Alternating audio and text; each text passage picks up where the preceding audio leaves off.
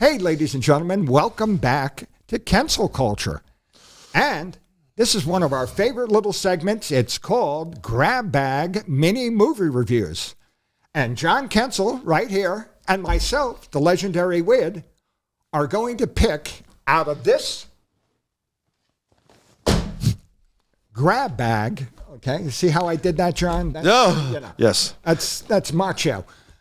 We are going to pick out a movie. We have VHSs and we have DVDs in here. We are going to pull one out. We're going to let John pull one out first, and we'll give it a mini movie review. Okay. John? All right.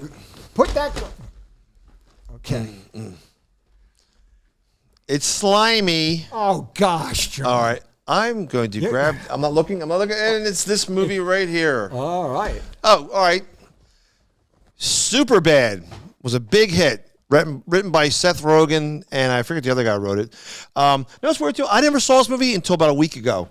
People love it, but it's about these two misfit teens and their nerd friend, and their quest to buy beer to meet girls at a party. Bill Hader's in it, Seth Rogen, Fatso McGillicuddy, Michael Cera, Fatso McGillicuddy, and the nerd kid here. Had a funny scene in the movie, too, because the nerd kid he makes his own fake driver's license so they can buy beer. And instead of putting, Fred Smith, age 28, he says his name is McLovin. Right? No first name, just McLovin. And he has a fake ID with it. But it's the new version of the 80s teen comedy from the 2000s. It's a coming-of-age comedy. And look... What's that mean?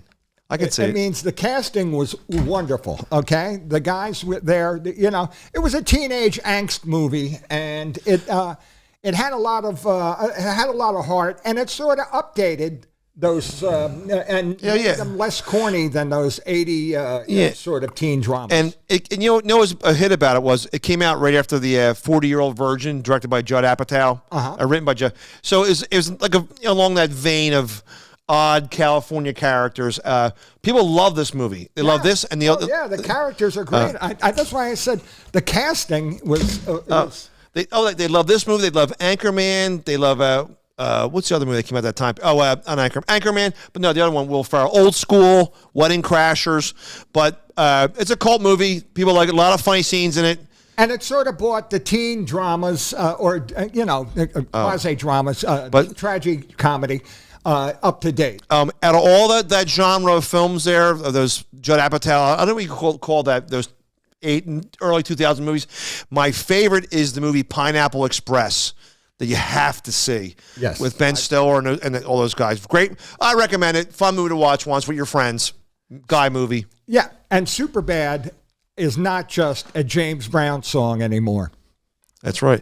Now, it's Wid's turn to reach into the sack of happiness and this is from sack of happiness. And this is from the Yankton. You've been smoking a bowl. It's from the Yankton Meats, the famous store bag right here. And you pick a movie out of there. I'm going to pick a movie right here. Okay, let's see. It is a VHS of. Oh, all right.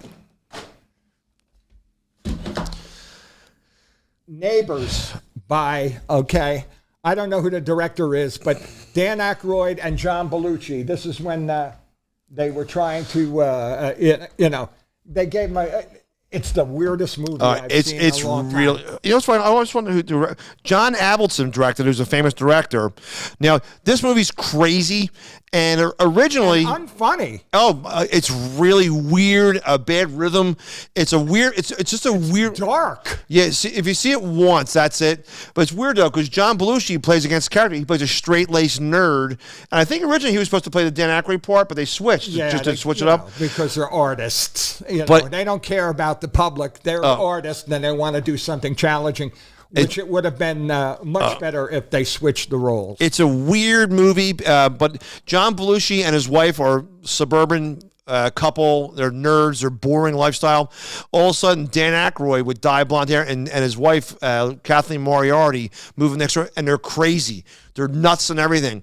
And the movie's like really, it's tension filled. It's really tension filled. I wanted it to be good, because I remember seeing it in the movies with my mom, And it was not one to go see with your mom, because not only was it unfunny, it was kind of and it wasn't dirty, but it was kind of like I wanted to take a shower after. Oh, you're right. It's from '81. It came out right after like the Blues Brothers, so he thought it'd be like Blues Brothers Right, too. and everybody thought it was going to be as as funny as the Blues Brothers, because as wild as the Blues Brothers is, it had a very funny moment and great. From what I read about, if you read the book Wired, he was coked out of his mind making the movie.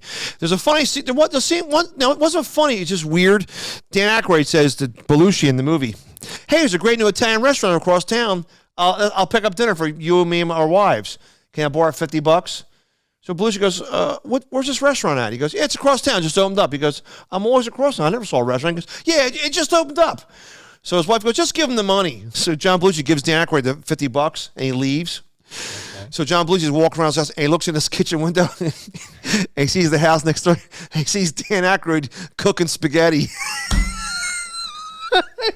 Of course, there's going to be something funny in it. I mean, but yeah, it's a weird movie. As a movie, it was too dark. Yes, and the characters weren't. It's Aykroyd weird. And Belushi, they were experimenting, I guess. Yeah, and it's just, you're right. It's a weird movie.